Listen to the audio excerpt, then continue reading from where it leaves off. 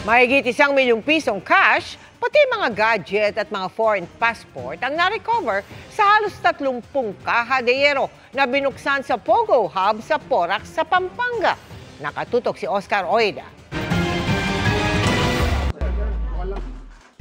Isa-isang binuksan ng mga tauhan ng CIDG, PAOK at AMLAC ang mahigit sa 80 vault sa loob ng mga gusali ng Lucky South 99 Pogo Hub sa Porac, Pampanga.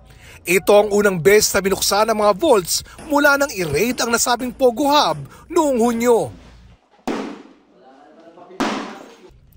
Sa ngayon, 29 vaults na ang kanilang nabuksan kung saan kabilang sa mga nakita ang mahigit 1 milyong pisong halaga ng cash. Mayroon ding foreign passports. Yung bagong dating na mga Pogo workers diyan nila tinatago hinahawakan nila yung mga passport ng mga tao para hindi makapalag sa kanila. Paano ka makakalabas kung wala kang passports? Paano ka makakauwi sa bayan mo o sa bansa mo kung wala kang passport?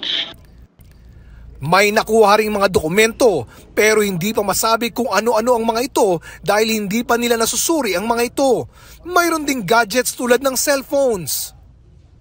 Pwedeng yan din yung cellphone na ginamit na parang imbudo ng mga pera, yung kung saan centralized pumapasok yung mga naloloko nila, yung mga pera nung naloloko nila.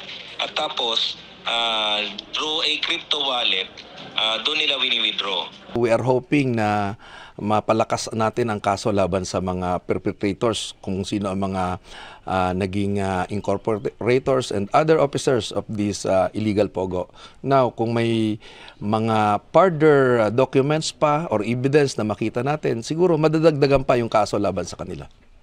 Para sa GMA Integrated News, Oscar Oida, nakatutok, 24 oras.